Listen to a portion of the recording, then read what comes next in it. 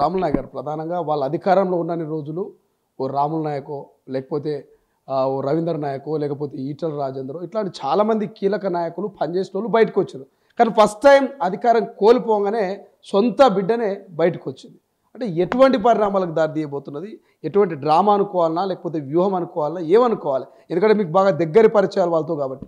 వాళ్ళు డ్రామా ఆడవచ్చు, వ్యూహం చేయవచ్చు.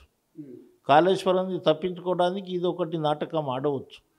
ఇవాళ ఏముందంటే నేను ఇంతకు ముందే చెప్పిన డబ్బుల పంపిణీ కార్యక్రమం వాటా నాకు సరిగ్గా రాలేదు అనే పద్ధతిలో ఆమె చేస్తుంది.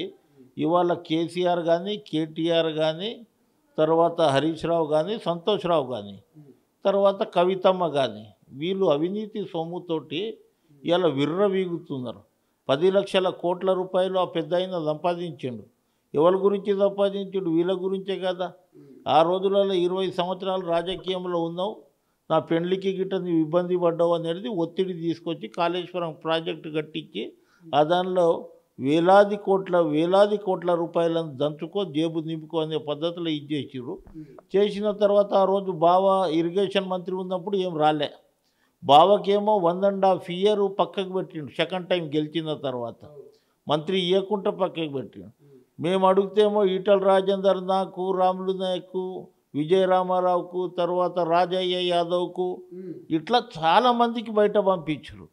బయట పంపించిన తర్వాత ఇన్నే ఆ రోజులలో ఉద్యమకారుడు అందరినీ పంపించి ఒక కోట్రిని తయారు చేసుకురు. అక్కడ వాళ్ళకు వావా ఓహవా అనేటోళ్ళు పెట్టుకోవాలి, వాళ్ళు వచ్చినప్పుడు సలాం చేయాలి, మాకు ఎవరిని అడగవద్దు, మమ్మల్ని ఎట్లా విలన్ లెక్క చూపెట్టిరు.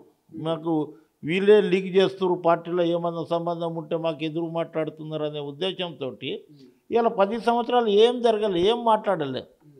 10 నిమిషాలు వీళ్ళకు పవర్ పోతే 10 నిమిషాలు బతకలేని వాళ్ళు, ఈమె ఓడిపోతే తీసుకొచ్చి ఎమ్మెల్సీ చేసినోడు ఇవాళ ఇంత పెద్ద రోడ్ నెంబర్ 14 ఇంత పెద్ద భవంతిలు అట్లా రకరకాలుగా ఇది చేసుకొని ఇవాళ మా అందరి మీద కుట్ర మీరు అందరి మీద తెలంగాణ ప్రజల మీద చేసి తెలంగాణ ప్రజలను రెచ్చగొట్టి లక్షలాది రూపాయలు సంపాదించి ఆ డబ్బులు ఏం చేయాలనో అర్థం కాక వీళ్ళు ఏమన్నారు, తెలంగాణకు మేము ద్రోహం చేస్తే మామూలుని రాళ్లతోటి కొట్టండి అన్నారు. ఆ రోజులు దగ్గరకు వస్తాయి, ఏదో జైలుకు పంపిస్తారు, అది ఇది ఏం కాదు, ప్రజల దగ్గర తీసుకుంటారు చేతికి. ఇలా మనము నేపాల్ చూస్తున్నాం కదా, ఉరికిచ్చి కొడుతురు. నేపాల్ ప్రధానికి కానివ్వండి, తర్వాత అక్కడ ఎంపీలను కానివ్వండి, ప్రజాప్రతినిధులు. ఈరోజు ఈ కుటుంబానికి ఉరికిచ్చి కొట్టే రోజులు వస్తాయి. వీళ్ళకి చిత్తశుద్ధి కనుక ఉంటే సంపాదించిన అవినీతి డబ్బు ఉద్యమకారులు ఎవరైతే ఉన్నారో, తర్వాత చనిపోయిన కుటుంబాలు ఎక్కడైతే ఉన్నారో, చనిపోయిన కుటుంబాల పిల్లలేమో రోడ్డు మీద ఉన్నారు, చదువుకు ఫీజులు కట్టలేక ఇది చేస్తున్నారు. వీళ్ళ పిల్లలేమో అమెరికాలో చదువుతున్నారు.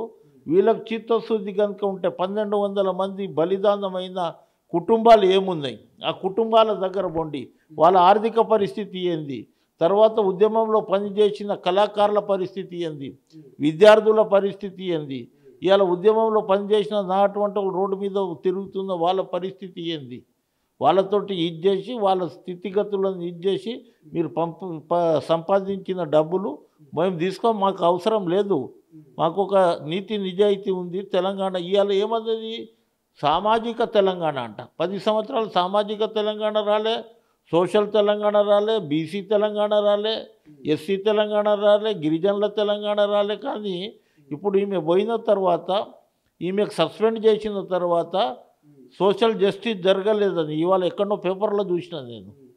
అసలైన తొలి వెలుగు. ఫాలో వాట్సాప్ @తొలి వెలుగు official.